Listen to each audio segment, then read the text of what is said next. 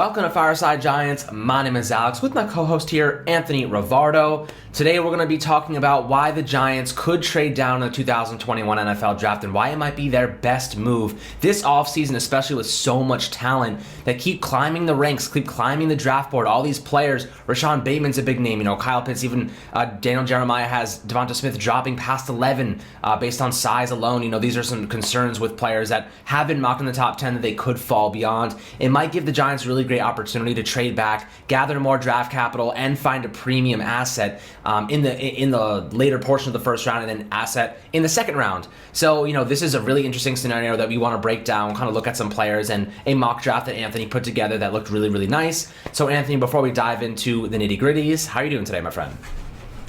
I'm doing pretty good. Now, before we get into this, I will say this is very unlikely, this scenario, okay? This is an unlikely scenario based on history, right?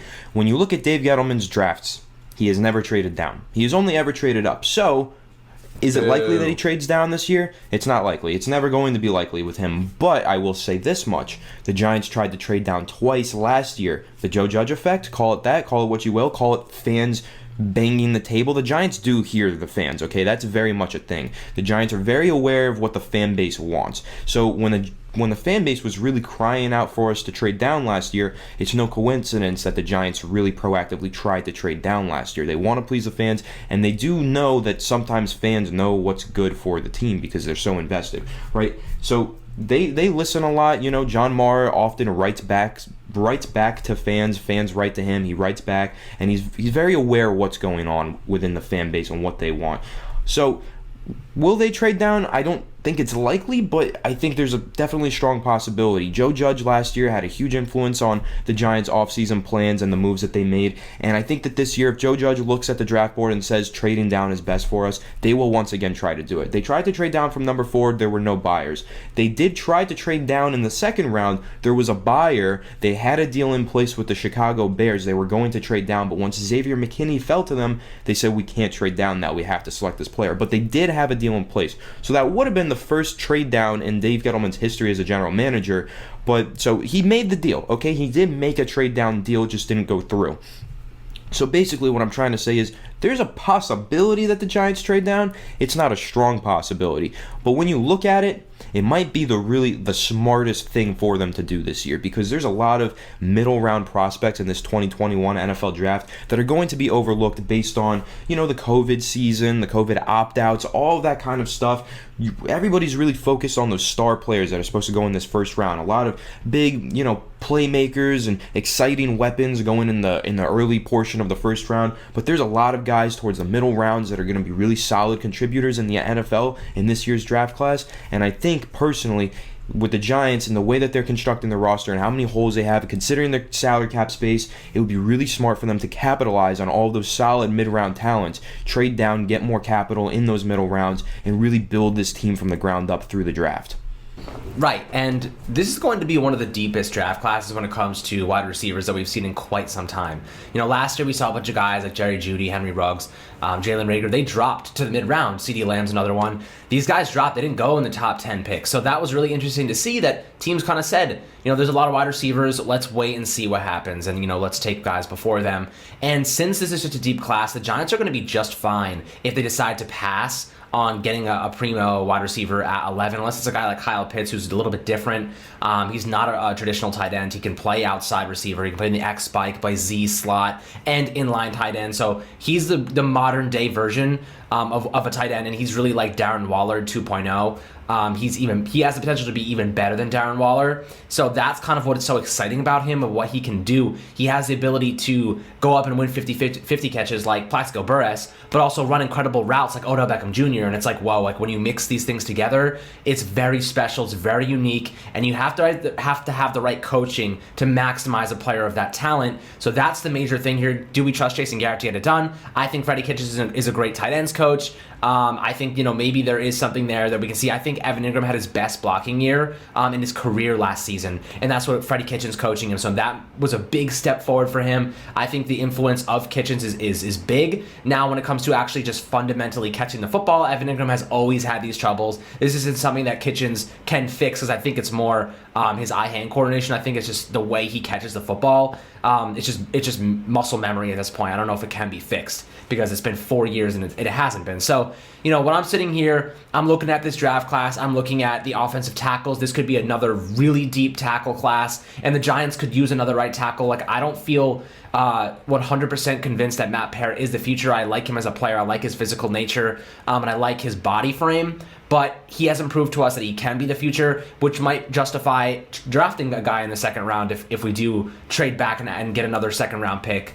And then there's wide receivers in the mid 20s or even the early 20s. So Rashad Bateman's a guy that we keep bringing up that would be a phenomenal player for the Giants to target in a trade back scenario. And when it comes to trading back in the first place, like you mentioned, Dave Gettleman's never done it before. So that is a concern. It is concerning that Dave Gettleman has never traded back, and now we're sitting here like this is the perfect time to do it, and we don't think he's going to. But the influence of Joe Judge, it has to say something. As Anthony, you mentioned it, Dave Gettleman almost traded back last year in the second round if they didn't get Xavier McKinney. But was that Dave Gettleman or was that Joe Judge's influence? That's interesting to me, because if Joe Judge comes in and suddenly the Giants are looking to trade back because Dave Gettleman's never done that before, maybe there's some more opinions in the works here. Maybe there's something else going on behind the scenes. And I think that the Patriots, him coming from the Patriots, always having like the 31st, 32nd pick, they never really were in a great spot to trade back in the first place. So I think now that you have a team that knows that they have good coaches, they can refine some of these players that might not be ready immediately, but fix some of those issues throughout training camp and whatnot. I think that this is the perfect opportunity. Rashad Bateman continues to stand out to me. He's not a blazer. He's not going to burn you with elite speed, but he's one of the most refined route runners in college. He creates separation, that wiggle. He has good size. He makes flashy catches. And, he has everything that you want. Like, I reference this all the time. DeAndre Hopkins, Devontae Adams, they're not blazers. They're not going to burn you downfield with elite speed, but they're some of the best release packages in the game. They win with great route running. They win with separation. And offering that to Daniel Jones is what you need at the next level. That is what translates. Speed's great, but if you don't have the fundamentals, think of Tavon Austin. He was drafted so high because of the speed, ends up being a bust. So these are the type of players that you take shots on maybe in the second round, but first round going for speed only is a mistake in my opinion. But then you look at guys like Jalen Waddle. How do you pass on guys like that at 11? Anthony, so like when you're thinking about the 11th pick, are there a couple players on the board that you're like, I can't trade back if they're on the board? There has to be a few that make you think that. Yeah, I mean, if Jamar Chase is there, I take him. I sprint to the podium, with that card. There's no way I pass on Jamar Chase. If Penei Sewell somehow dropped to 11, I'd have a tough time passing on him. Micah Parsons would be tough to pass up on, but I would be willing to trade down given the right scenario if Micah Parsons is on the board, especially considering all the off-field, controversies are surrounding him. Kyle Pitts, I would be comfortable trading down instead of taking Kyle Pitts. I know you might not agree with that. Kyle Pitts is a tremendous talent, but personally, I just don't know if he's going to fit with what the Giants are trying to do. I think he could. That's really comes down to my trust in Jason Garrett, right? And I personally don't have a ton of trust in Jason Garrett right now. I feel very iffy on him. Jalen Waddle would be really tough for me to trade out of a spot if Jalen Waddle is there. I could maybe do it depending on the trade package. And Devontae Smith, believe it or not, I would be willing to trade down probably if he's on the board given a proper trade package. So really the only players that I can't pass up on are Jamar Chase and maybe Penei Sewell, and if Trevor Lawrence somehow falls to 11, right? Like in a dream world. So, but when you look at trading down, right? Let's say they want to trade down to about the 20th pick. The Chicago Bears have the 20th pick. Let's say they don't land any of those amazing quarterbacks that are on the trade market right now. They don't get the trash can Wentz and they don't trade for him or anybody else, right? Let's say that they are at 20 and they see Trey Lance fall to 11 and the Giants are sitting there like, okay, we don't want a quarterback, but somebody else does. Who's going to move up for Trey Lance? Let's mock draft. This is my mock draft, my mock trade down scenario for the Giants. Say Trey Lance is on the board. The Bears want to move up, so the Giants trade down to the 20th overall pick. Well, in that scenario, according to the mock draft machine on the Draft Network, the Giants would be able to field a third and a fifth round pick in return for that pick. So they would move down 9 spots and get into 2 additional mid-round picks, which are very valuable. Now, with that 20th overall pick, you can still target your wide receiver. If the Giants want their wide receiver in this draft, they can get him. They don't have to take him at 11. They can definitely find their wide receiver within picks 19 to 23 or 25 even, 26 even, because there's a lot of talented wide receivers. You know, we talk about Terrace Marshall Jr., who would be a good option at 20. Talk about Rashad Bateman. I think he's going to go higher, but if he's there at 20, you sprint to the podium with that pick, in my opinion. I love Rashad Bateman. And then you talk about other guys like Kadarius Toney, who could easily rise up the draft boards and make it into the mid-20s as a solid draft pick, and even Rondale Moore. You know, there's a lot of great wide receivers that are going to go in that 20-something range, and the Giants I don't think they need to feel pressured to take a wide receiver at 11 overall. I definitely think that they can trade down and find the guy who maybe isn't as talented as who they would get at number 11, but maybe he is talented enough to where they can be that number 1 wide receiver for the Giants, change the offense, get Daniel Jones to break out in year 3, and build upon that beyond. So trading down into that 20 range, they're going to find their receiver if they do that regardless, so I'm all for it. Right, you know, it comes down to who's available and what to do there. And I think I'm really kind of getting hung up on the idea of adding another asset in the draft, you know, because like you said earlier on, the Giants have a lot of holes they need to solve. This is not a wide receiver and you're a playoff contending team. You know, you need other players to fill positions. Normally you use the first round as a best player available type of thing. And I think that's always a good mentality to have. But if you can trade back and you can land a guy like Rashad Bateman at 20, 18, whatever it might be, there's going to be a quarterback that falls, whether it's Trey Lance or Zach Wilson or Justin Fields. Someone's going to fall. At least in my opinion, I think Trey Lance will probably be the one to fall. I think someone's going to be willing to trade up to get him. And in that scenario, you need to capitalize. You know, players and teams are always willing to give up more when a quarterback is on the line. You know, that is just hands down. If it's Micah Parsons, they're not going to give up the same amount if it's a quarterback that they want. So I think that is really where I'm looking at when you're targeting teams in the mid-20s or the early 20s. And it's the value you get by adding another second-round pick.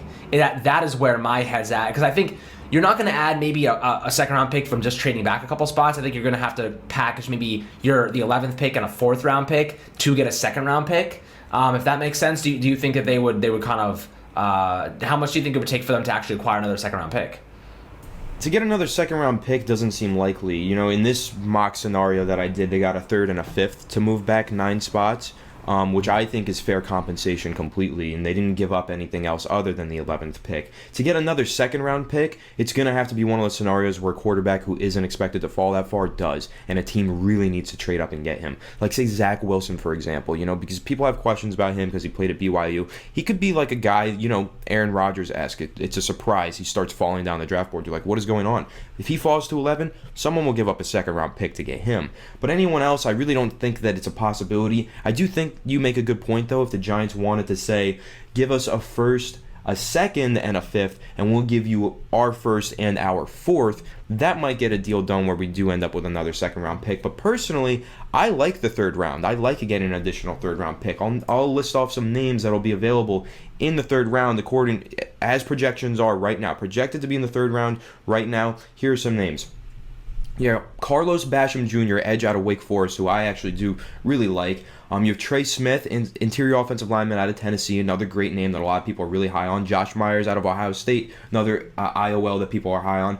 Brevin Jordan out of Miami, tight end. That's who I selected in this mock draft with my trade down.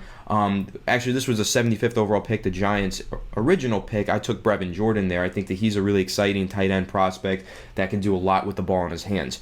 Other names, Jackson Carman, offensive tackle out of Clemson that people are really high on. Deontay Brown out of Alabama, interior offensive lineman. I had a really hard time passing on him there, but I took one in round 2. So, and then, of course, you got guys like Elijah Moore, explosive receiver out of Ole Miss. Interior defensive lineman out of NC State, Alim McNeil, who I took with that trade down pick at 83. Sean Wade out of Ohio State. Quincy Roach out of Miami.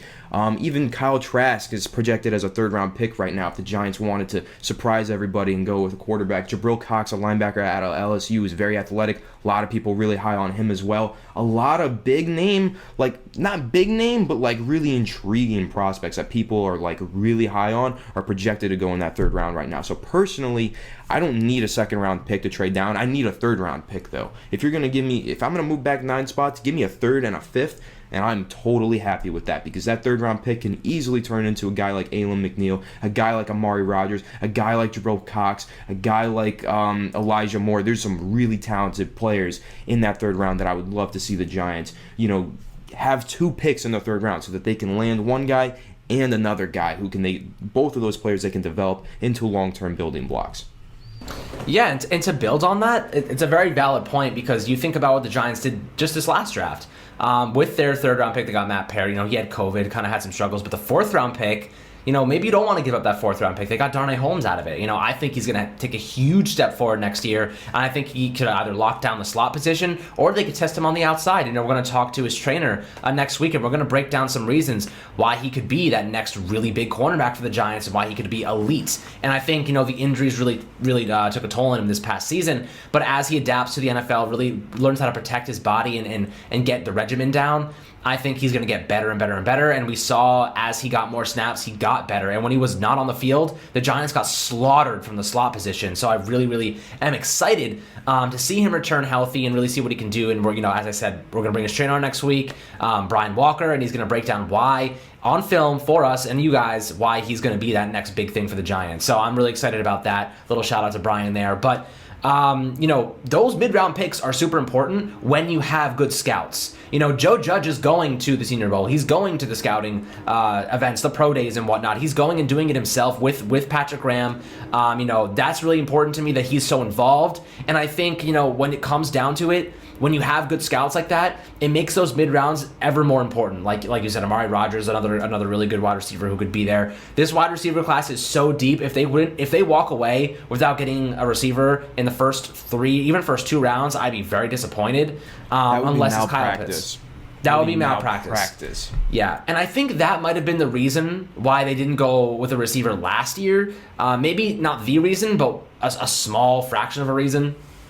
I don't think so, and I'll say why, because last year we were talking about that draft class being the best wide receiver class of all time. It just so happens we're having the same conversation again this year out of chance, but last year that wide receiver class, we had not seen anything like that since 2014 when Odell, Sammy Watkins, and Mike Evans came into the league. So I just don't know why the Giants didn't take a wide receiver last year. I just think they felt comfortable with who they had. Granted, a lot of us did. A lot of us saw a lot of upside with Darius Slayton, and we didn't feel the need necessarily to get a wide receiver. But now this year, we don't feel as high on Darius Slayton. We don't feel nearly as high on Golden Tate, and we don't feel nearly as high on Evan Engram. So we need to capitalize on this year's wide receiver class since we failed to capitalize on it last year. Yeah, it kind of draws a question to my mind, and that really is the personnel that they had going into last year did not fit Jason Garrett's scheme. You know what I mean? Like, they didn't have a big possession receiver. They didn't have a bully running back. Saquon Barkley is a finesse running back. He is an agile guy.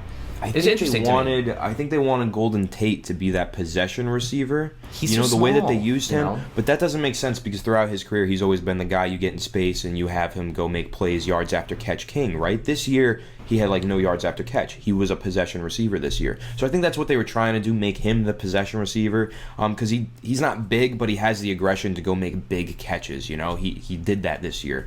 So he was I also think that he was just on contract. They couldn't just cut him. Otherwise they would have been so much dead cap. They had no choice.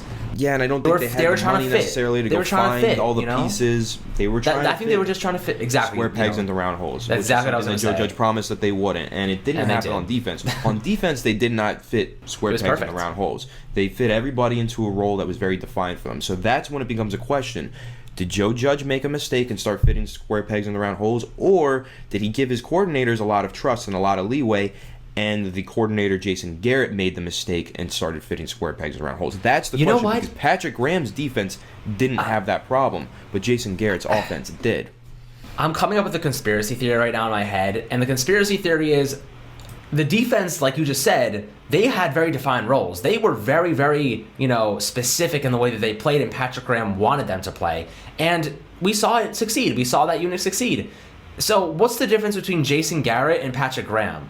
One was a Joe Judge signing, or a Joe Judge guy, and the other was a John Mara guy.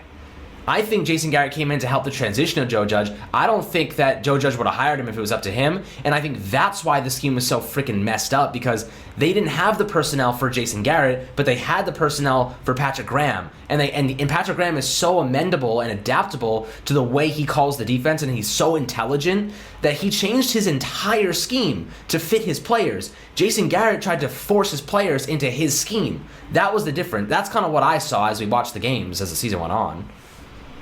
Yeah, I do agree with to some extent, but I also feel the need to point out that the John Mara signing of Jason Garrett is kind of like a it's kind of a theory. We don't really know. Well, it's a conspiracy theory. That's what I said. It is a conspiracy theory. So, I don't know. I mean, overall, we could say that we're very disappointed with Jason Garrett this past season. I don't know who to blame for that. I don't know to blame, Joe Judge because he hired him onto his staff. I don't know to blame the higher-ups who made him hire him onto. We don't know. But all we know is that Jason Garrett needs to be better this year, and he needs to fit players into his scheme. Otherwise, he can get the boot and get the hell out of New York and stop playing double agent for the Cowboys, right? That's how I feel. But back to this mock draft scenario, I want to throw out there because, yes, in this mock draft, it'll be on the screen. I traded with the Bears. We got their round 1 pick, which was 20th overall, their round 3 pick, 83rd overall, and round 5 pick, 165th overall. I want to detail what those 3 players turned into, right? So the 20th overall pick ended up being Terrace Marshall Jr. He was the best wide receiver on the board. Rashad Bateman went at 19. That's who I was targeting. Sometimes that happens. Sometimes he's there when you do this mock draft simulator at 20, though. And if he is there, instantly I take Rashad Bateman. I wouldn't complain if they took him at 11. Round 3, the 83rd overall pick, it was Alim McNeil. So that's a guy who I've been really banging the drum for these past few weeks. I've been super high on Alim McNeil. A lot of people are starting to turn on to him as well. I know a lot of fans have been giving me shout-outs. Appreciate the shout-outs because I was on Alim McNeil for a couple weeks now, and now people are starting to catch on. Love that guy as a prospect. I really think he's going to be a steal if he does fall into the 3rd round, which he might because of the position he plays. Interior defensive line is not a very valuable position. Sometimes those guys fall down the board, so I could realistically see Alim McNeil going into the 3rd round.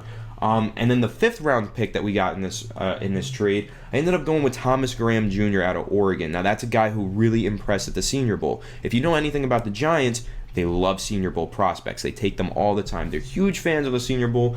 They've drafted like the last 3 Senior Bowl MVPs, so they love drafting from the Senior Bowl. I tried to keep this mock draft very realistic. That's why I went with him there. And then in the 6th round, I went with Shee Smith, another guy who stood out at the Senior Bowl. I'm really happy with the way this mock draft went. 2nd round, I got Wyatt Davis, the interior offensive line out of Ohio State. And I ended up getting Brady Christensen, the offensive tackle out of BYU, the highest graded PFF offensive tackle in the country last season, in the 4th round. And this is where all these players are projected to go right now. This is a pretty realistic mock draft. And really, if I saw the Giants come out of the 2021 NFL draft with this group of players, instant A+ for me. Not saying that I'm the best GM on Twitter or anything like that, but maybe I am. I don't know. This is a beautiful mock draft, though, and this mock draft is not possible if we don't trade down. You're reaping so many benefits. You're getting a standout player from the Senior Bowl in the 5th round to maybe compete at that outside cornerback position in Thomas Graham because you traded down. You're getting the perfect Dalvin Tomlinson replacement if he walks in free agency in the 3rd round because you traded down. Granted, Dalvin Tomlinson was a 2nd round pick. You can find very good defensive linemen in the middle rounds. BJ Hill looked like a really solid starter before he was pushed down the depth chart by Leonard Williams. So trading down can just reap you so many benefits, and you could trade down again, get more additional picks later on. There's just so much flexibility that you gain when you don't lock yourself into a box and say, I'm picking with my 1st round pick. If you can move down, you can target some other players, some under the radar players. Like you mentioned, Alex, that requires really good scouting. You really have to know what you're looking for. You have to have your my guys in the middle rounds, right? Like Alim McNeil is my guy in the 2nd or 3rd round. It seems like he's going to go in the 3rd, but I would love him in the 2nd round as well. And then Brady Christensen, another one of those guys who I got to do a little more research on, but looks like he could turn into my guy like Matt Parrott was last year, my guy in the 3rd round of the draft. So The Giants need to find their guys that they want to target in those middle rounds and then accumulate as many picks as possible so they make sure that they get those guys that they know will fit their scheme, that they know they can develop. You can really, realistically, if you have good scouting, you can do that. And I would love to see the Giants finally take a chance and try to do that since they've never really done it before. I would love to see them take a chance and trade down and accumulate more picks. Because at the end of the day, the draft, it's a crapshoot. And in a crapshoot, the more chances you have, the higher probability that you hit on one of those picks, the higher chance you have of succeeding if you have more opportunities to succeed. So in the draft, man, get as many picks as possible. That's the key to success. Yeah, that's exactly right. And that's kind of what I was going to hit on. When you acquire a third-round pick, let's say a third and a fifth-round pick like you did in the mock draft, you get a third and fifth-round pick, keep in mind that the Giants managed to actually extract value from guys like Carter Coughlin and Tay Crowder last year. You know, Carter Coughlin, both seventh-rounders. Cam Brown played a role on special teams, had a few nice plays during the season, but Darnay Holmes, a fourth-round pick. You know, Shane Lemieux ended up starting in the second half of the year at left guard. You know, their late-round picks were heavily contributing. So when you add a third and fifth round pick, it makes it even more beneficial. You know, you can really get a starting caliber player. I think Matt Parrott would have ended up taking the starting role if he wouldn't have come down with COVID. I really believe that. And to that point, the Giants got two starting caliber players with their third and fifth round picks last year. Shane Lemieux, maybe he's not starting caliber, but he did start half of the season, okay? And they got him in the fifth round, and they got Matt Parrott in the third round. So those are two starters that they got on their offensive line in the third and fifth round. So I don't think it's a far cry to say if they were to trade down and get an additional third and an additional fifth round pick that they wouldn't be able to find two starters in 4 third and fifth round picks. They can definitely find two solid contributors. Exactly. So with that being said, you know, trading back really has its benefits. You know, there's not a ton of players that I'd be willing to like sit there and take. Maybe I think Jamar Chase is one of them, obviously, and Micah Parsons. If you're willing to get over the stuff, you know, he's not being charged with anything yet, so it's still a lot of haziness around that specific situation. But I would take Micah Parsons. You know, Jamar Chase. I think Devonta Smith. I would probably take if he dropped to 11. I think Penei Sewell I would take if he dropped to 11. I think those are the 4 guys that I would take. Obviously Trevor Lawrence or Zach Wilson, but they're not. I'm not even considering them. I heard the Jets are really, really into Zach Wilson, so I don't think he'll make it to us. I don't even think Justin Fields will make it to us. Obviously Trevor Lawrence going number 1. So, you know, there are only about 4 players that I would really say we are picking if they drop to 11, and the likelihood that they will is still very low. With that being said, you know, I throw in Kyle Pitts too at 5. I think I would take him too at 11. So trading back, you're going to get so much value, because of how good the Giants' scouting is. That's the major point that we want to get through to you guys during this episode, is that when you have a third and fifth round additional pick, that could be a Darnay Holmes, that could be a Shane Lemieux, that could be a Matt Parrott, that could be even better players, because this draft is so deep with wide receivers, so deep with offensive linemen. This actually is a really deep linebacker class too. Maybe not in the top 15 picks, but 15 to like beyond that, the linebackers, there's a ton of guys to choose from. So I think that's somebody to look after. The cornerbacks, there's a couple of good corners in the mid rounds. But I think, for the most part, I trust the Giants scouting now more than ever for some reason. I think Joe Judge has given me that extra confidence to feel good about it. Man. It really is. It's the Joe Judge effect, and he's made me feel more confident about their scouting and what they're capable of doing on the offseason to get ready for the draft. So now I'm kind of more on the boat of trading back. Maybe a year or two ago I would have been like, maybe we should just stay where we are, because I don't think that they're going to land these quality players in the mid-rounds, because they missed on 90% of them. But this past year we saw what good coaching and good scouting does. They actually had an impact. So that's a big, big, big difference, and that's kind of what we want to get through here. But Anthony, do you have any last words before we sign off? Listen, I have been and will continue to be a huge proponent of trading down. Like I mentioned, it's a crapshoot. Get as many picks as you can so you can hit on as many picks as possible. The Giants have done a decent job finding mid to late round picks in the past couple of years. Julian Love, we think that he's a really solid contributor. He was a 4th round pick. Darnay Holmes, 4th round pick. There's been a few, guys that they've found in those later rounds. Carter Coughlin, Cam Brown, those guys. Tay Crowder was a final pick in the draft last year. They're all contributing. The Giants are doing a good job. Last year they did a really good job drafting. The year prior they did a pretty good job as well. So they're finding some mid-round guys, but maybe if they had more opportunities to find more mid-round guys, they can hit on a really good mid-round guy. You know what I mean? Like Darnell Mooney he was a 5th-round pick for the Chicago Bears last year. They're talking about him being the number 1 wide receiver in Chicago once Allen Robinson leaves. It's a deep draft class again for wide receivers. So the Giants totally, I would love to see them trade down. I don't necessarily know if they'll do it, but if they do, I'll be really excited. I'll definitely support the move. And, as we head into April, we keep getting through this offseason. We'll see what happens in the draft. But, man, I would love to see the Giants just land a few really solid mid-round picks and really build this team through the draft. Yeah, and one thing that actually did change my perspective on the whole trading back scenario was that they had like 4 7th-round picks last year, and they didn't trade any of them. They used every single pick, which tells me, like you said, they're going for probability. They're going for, if we can get 4 picks, maybe we can hit on a guy. So that's what I think is the most important thing. And as all always, those guys played the same position. Exactly. Exactly. They know the probability one of those guys is going to contribute. Yep, and so they want to see who can rise to the occasion and really become that guy. They create a position battle there, and try to extract the most value and get as many players as you can to see which one hits. So I love that mentality. I think that really attests to why they should trade back and why the probability is higher than ever that they will. But as always, guys, thank you so much for tuning into Fireside Giants, sticking with us through the video, another weekday episode, and we will catch you guys on the next one. Make sure to subscribe on YouTube. Much love.